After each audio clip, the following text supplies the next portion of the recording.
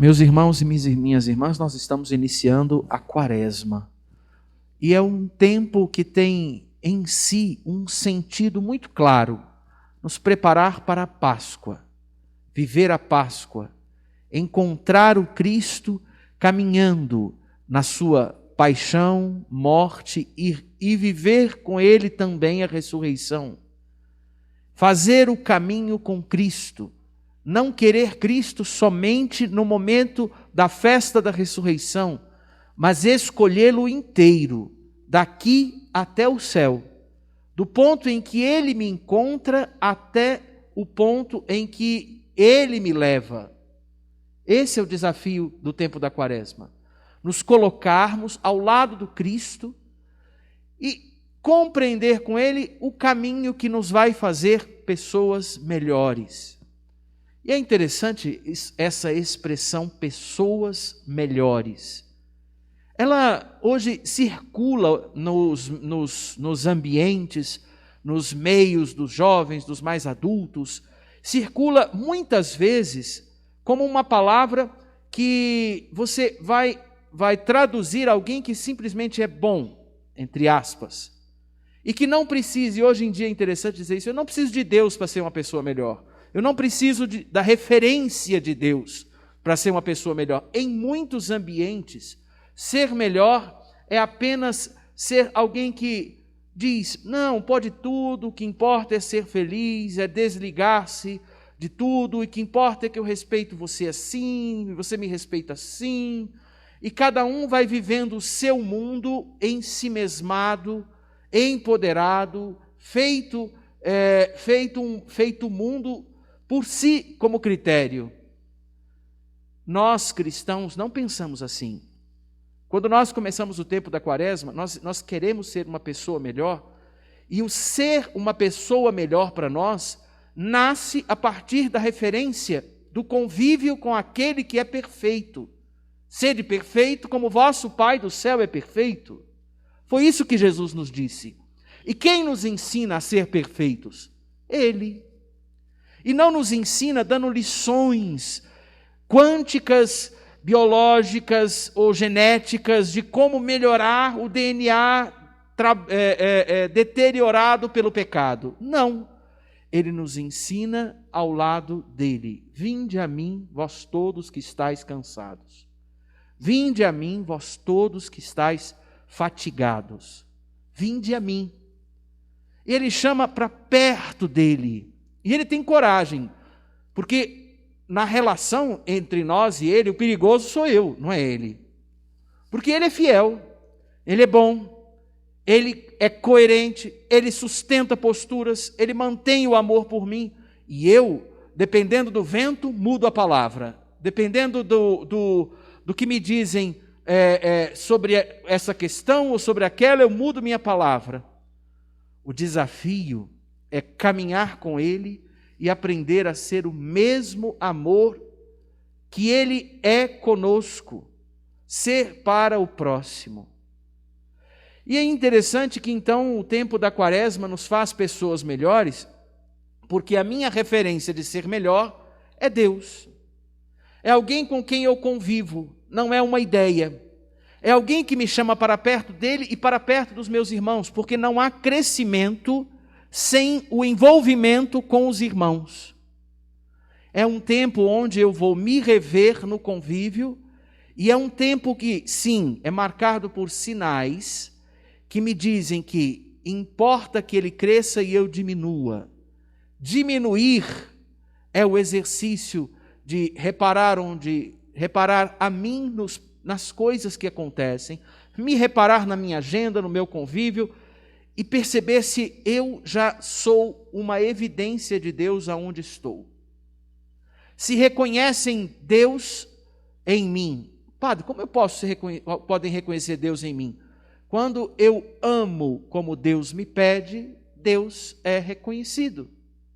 Como aquele rosto que está no quadro, à entrada da igreja, lá no nosso mural, feito dos rostos da nossa gente dessa paróquia.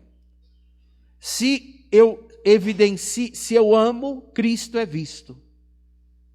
Amar no convívio com os meus irmãos, no envolvimento com meus irmãos, é descobrir a diferença do outro, a minha, é descobrir o limite do outro, o meu, é perceber que eu preciso, para eu deixar Cristo evidente, perder, recomeçar, abrir mão muitas vezes disso ou daquilo.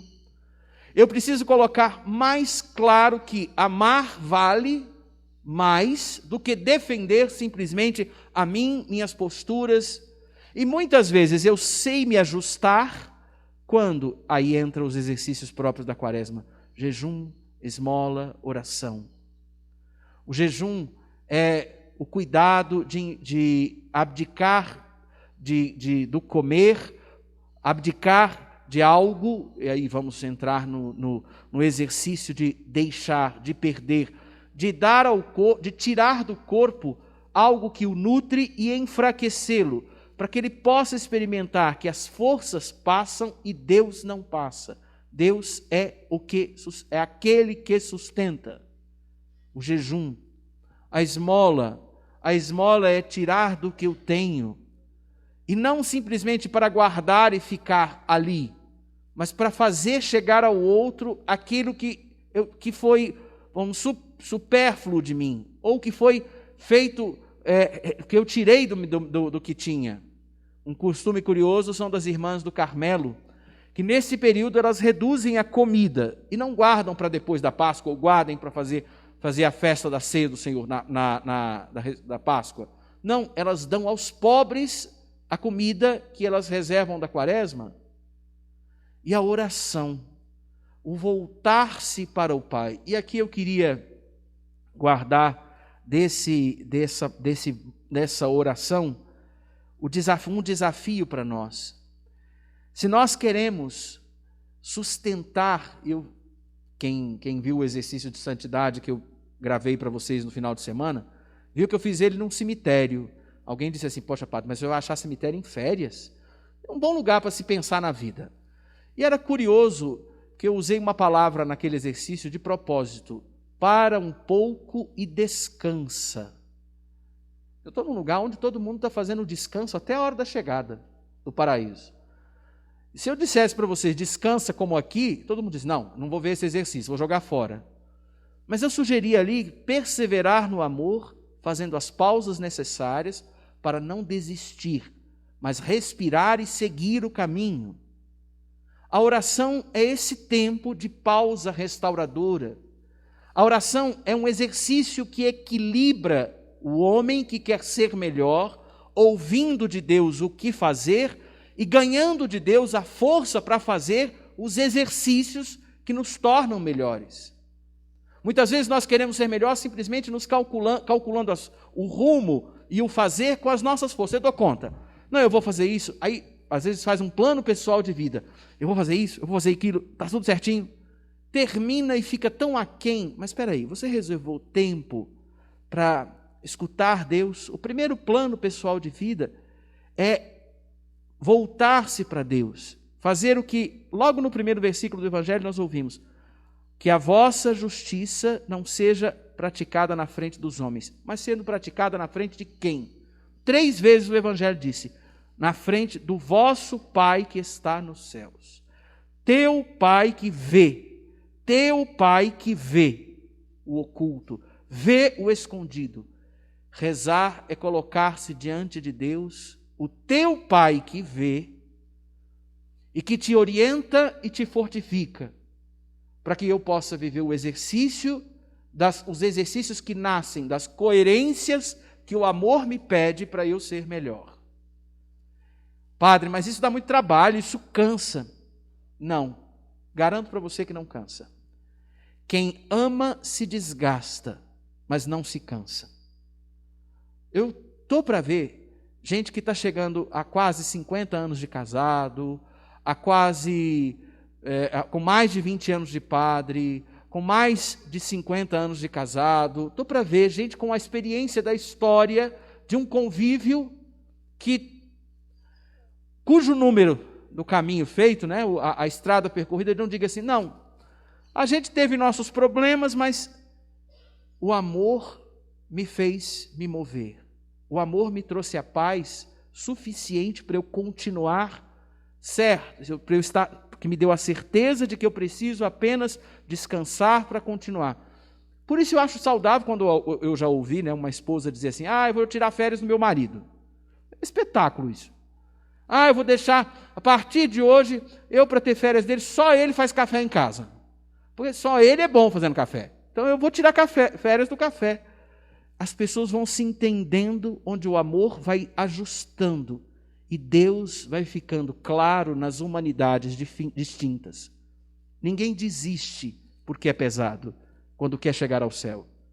O céu é uma escolha nossa, para apostar no convívio com Deus agora, com Cristo, que nos ensina a ver o Pai, e quem o vê, vê o Pai, que nos ensina a entender que a recompensa é Ele, que nos ensina que agora, se eu quero viver uma quaresma nesse ano, eu quero ser uma pessoa melhor, e essa é a minha sugestão para vocês nessa quaresma, sejam pessoas melhores, mas porque são cristãos melhores. Espelhem-se nas pessoas que têm mais caminho e reparem o quanto o Evangelho está escrito naquelas histórias. Que Deus nos ajude a termos a coragem de pedir a Deus, a pedir o Espírito decidido e fazer o caminho da quaresma para acompanhar Jesus não somente na festa, mas na estrada toda. Que Deus nos ajude. Amém.